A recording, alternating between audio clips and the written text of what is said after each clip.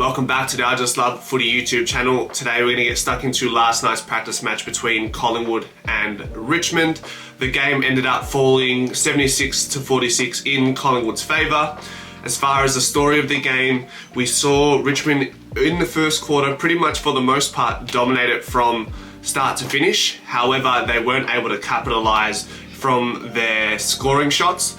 And subsequently in the second quarter, Collingwood were able to swing that momentum back their way and capitalise on the scoreboard to give them a 3-goal buffer. It really was a tale of two quarters. We saw Richmond failing to capitalise on the scoreboard by way of poor kicking efficiency, if you will, and then in return you got Collingwood who are able to capitalise on the scoreboard quickly in transition and maybe it's having more higher percentage shots on goal because they're able to get at the back so quickly through line-breaking passes across the whole field. In the second half, it did get quite messy, seeing as they were in trying conditions. I think it was like 30 degrees when the game started, so fatigue really did find its way to settle into the game. And Richmond in particular really struggled with their kicking across the ground in that second half. They did finish last, or if not close to last, for kicking efficiency last season. So if they want to contend for a top 8 spot this season, they're going to have to clean that up and help their forwards out through more efficient kicking sequences. For the Pies, it seems like a consistent brand over the last couple seasons, and I think they're owning it now.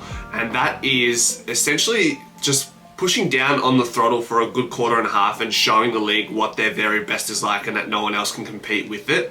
And then those other periods where the momentum is shifting and falling to the opposition, that's when the team defense comes into play and really holds up those scoring opportunities for the other side. Now, people want to talk about wanting a 4-quarter performance, but for me, a 4-quarter performance doesn't necessarily mean you win every quarter wire by wire, quarter by quarter.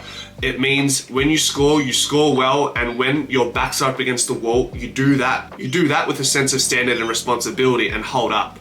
That's why Collingwood have so many close wins, whereas other teams will typically fold, and rather than winning by 5 points, they'll end up losing by 2-3 goals. And ultimately that is the difference between the Collingwood of the last few years versus every other team at the moment. Sure, it's angst-inducing to be a Collingwood supporter, but I'd rather live with that than folding in the second half as a team. The first talking point from yesterday's game that I want to bring up is Mason Cox's game. When he is at the peak of his powers like it was last night, and he doesn't seem like he's going to drop any ball and clunking the ball at the highest point, he's borderline irreplaceable for the Collingwood Football Club. And we've seen that in games in the past, just not in a consistent fashion. His contested marks look like uncontested marks because he's so tall and is able to reach the ball at the highest point beyond what anyone else can reach. He also has the ability to finish off his great marking contests. He has a pretty swift set shot routine, and more often than not finds the ball going through the two big sticks. There is reason to believe that Cox could get even better this year just because of his late induction into the AFL. So I'm sure he knows that, and he's very cognizant that he can, even though he is close to his 30s, if not already 30, 31, he knows he can still continue to improve his game because he's got all this grassroots development that he's still catching up on. And throughout the grassroots development that he's undertaking, he's getting that under the tutelage of AFL players and coaches. He managed to really develop his ruck craft towards the latter end of last season, and if he can tie that in with scoring over a goal a game for this season, we're going to have a very handy player on our hands, particularly come finals time, because you know that's when he likes to shine. My next talking point will revolve around Richmond's Thompson Dow. Now, after watching his last couple games for Richmond, it wouldn't be out of the stretch of the imagination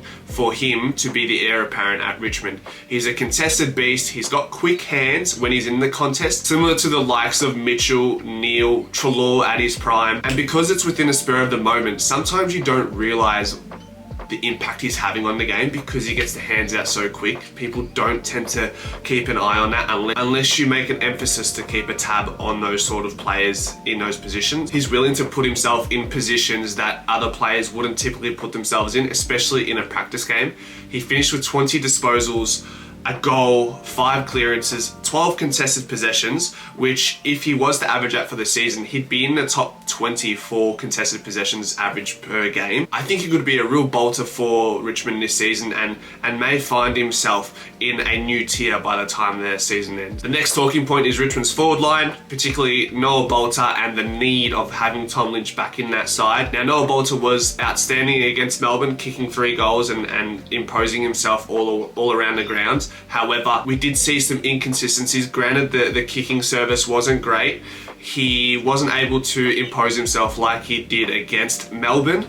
I think he still needs a year where he isn't the main focal point in the forward line. He needs the pressure alleviated by way of an established key forward in Tom Lynch so that he can mould his game around Tom Lynch and his moving patterns and become familiar in that way, and taking, of course, the second best defender rather than the best defender every game. Positive signs for Dustin Martin yesterday, getting through the game, played a lot of midfield time. Although he didn't have a significant impact, I think it was more or less just a matter of ticking some boxes for him going into the first round of the season. Richmond desperately need Dustin Martin in the middle for his kicking prowess going inside 50. His vision is unmatched when he is at his best. Dusty averaged over a goal assist a game in the premiership years for Richmond. If he can find himself around those numbers again, it will have him ranking elite for goal assists in season 2024. I am wondering where else the quality going inside 50 may come from. Tim Taranto isn't exactly that. He's a contested ball, but respectfully, he is not a great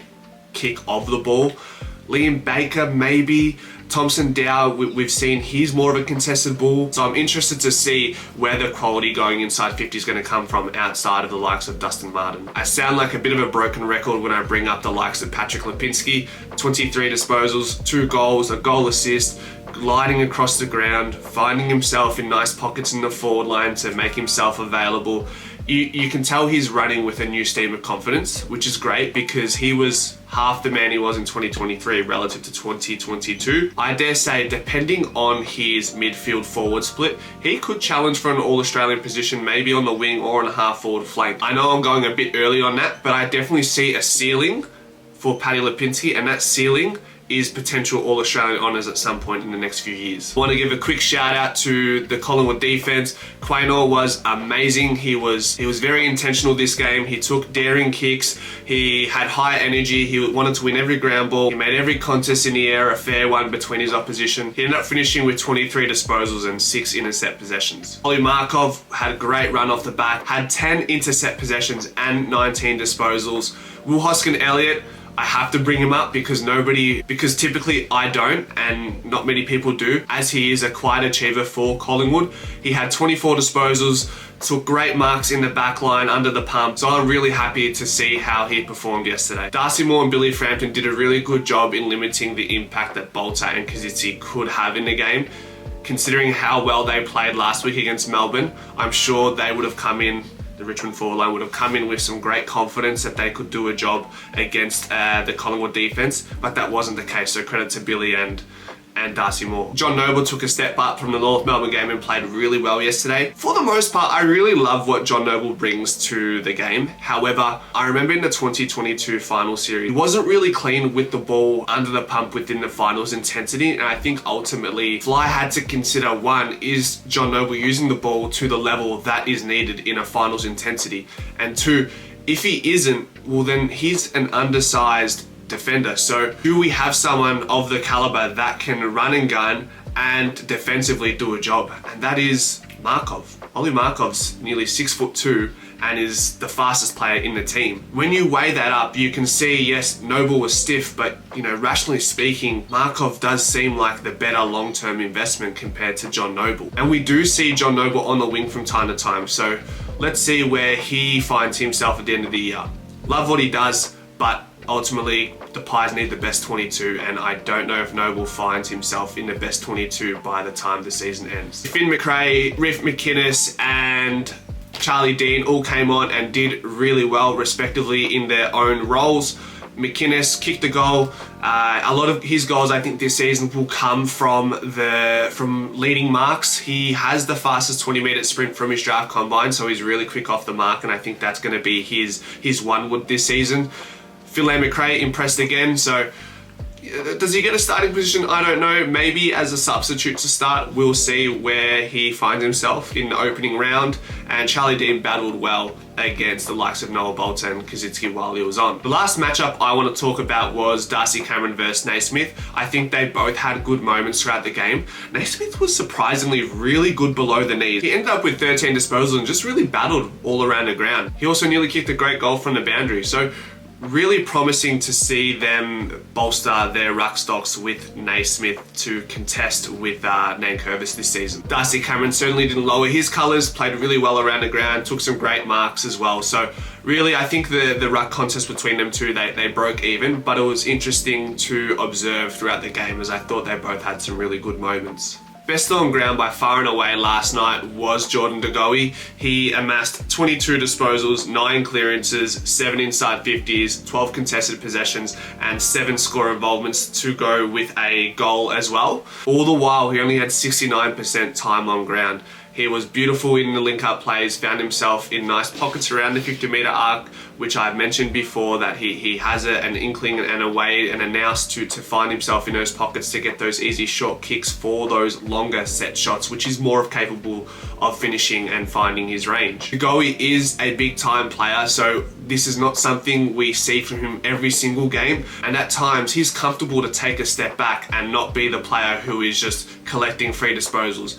He's happy for Nick Dacos, Josh Dacos, Pendles, Tom Mitchell to all contribute and do their job, and then when De Goey notices a time in the game where he needs to step up, he's simply able to flick the switch and lock in and impose himself. All in all, a positive result for Collingwood, winning the game despite it only being a practice match, and some great points to take out for Collingwood and Richmond to take back to training and to work on some things and figure out for both teams what their best look is going into the season. For you Pies supporters who are still stuck around, thank you. I'm actually starting a podcast called the Pies Eyes Podcast, so stick around for that. I'm going to be doing a player-by-player breakdown for the game yesterday, and along that we'll go into some tangents as I go through the player list. So stick around and subscribe if you haven't already, and I hope to see you listen to the podcast. See you guys soon.